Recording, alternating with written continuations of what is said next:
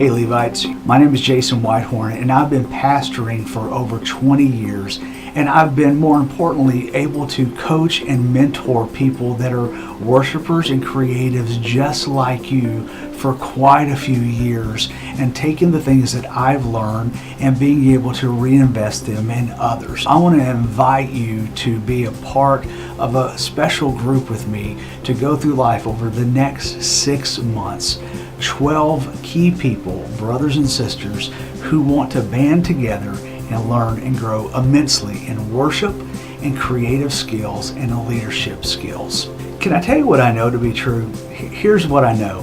I know that many of us that are worship leaders, worship pastors, creative type people, we function within churches. Some of us volunteer, some of us part-time, some of us full-time, but most of us, we're kind of in our own little silo. Everyone else that works within the church functioning community, they kind of do their thing, and yeah, they look at us and maybe they think, you lead singing and that's what you do. Well, we know that our world encompasses much more than that, but not everyone gets us. I want to invite you to a community where everyone within that community gets you, and we can talk about the things that matter most to you and that we can grow together. Here's what that looks like. Over the next 6 months, if you take part in this small group of 12 guys and gals, we're going to have each of the 6 months a different topic to discuss. Leading well, building and equipping teams. So what does that look like to be able to lead well, to lead your congregation well, and to lead your team? Some of you say, I'm having trouble finding musicians. Well, how can I help equip you to find musicians? Believe me, they're out there within your churches.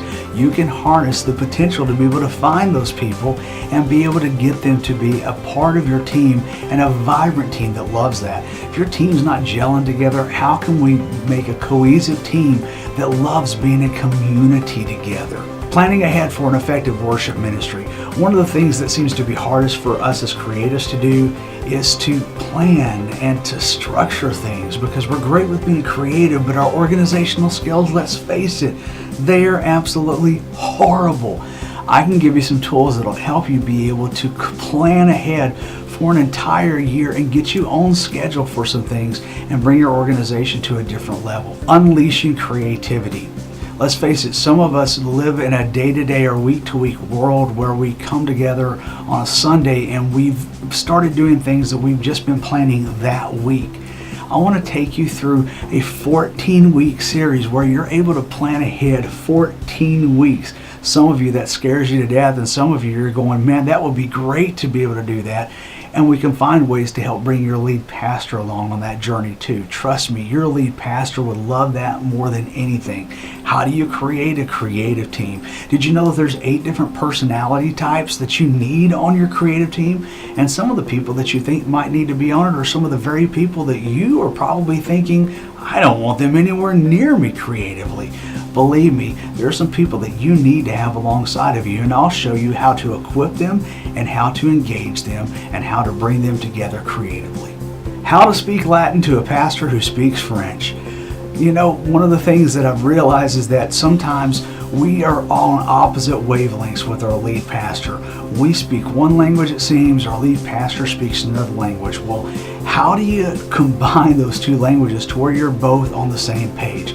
I'll show you some ways that you can begin dialoguing with your lead pastor, working together in a great way, and how you can work with other people within your church, other staff members, to where you can work cohesively and not just within silos. The dangers of becoming Saul.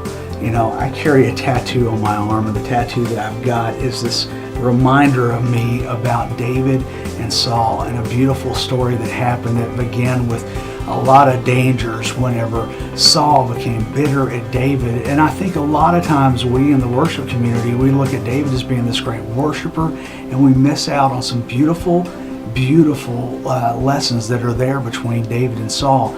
And the real lesson that's truly there is not to become a Saul. Whenever things happen within our church and within church leaderships that hurt us, perhaps you've been fired from a church. Perhaps a church has taken someone else and said, hey, you're no longer the worship leader. We're going to make this person the worship leader. And you've thought, wait, I've invested all of this time and energy, and and my own personal finances into this, and just like that, you're telling me I'm gone? There are things that you need to know, and one of the things I want you to know, even right now watching this video, is that you are not alone. I know this because I've talked with worship leaders all across the country and even across the globe that have been in your shoes. I want to help you with some things that you can carry forward into any season of ministry that you're in that will really be able to work and be a benefit for you on the dangers of becoming a Saul and how not to become a Saul yourself. Finally, creating a songwriting community within your church. We've all got songs within us. Some of you say, I can't write a song. I'm not a good songwriter, but I can sing them. I can carry forth those songs. You know something? Most every great song that I've ever written have been because I never tried. It's been because of a few things that I've learned along the way that I can teach you that will help you in being able to perhaps even write your first ever song. I can also help you to find others within your church that want to gather together in community to begin writing songs specifically for your community.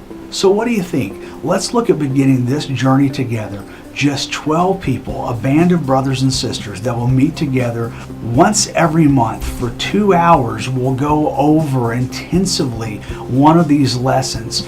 During your off time, there will be times for you to gather together on your own personal time and go into some deep discussions, some probing things that I'll leave you with.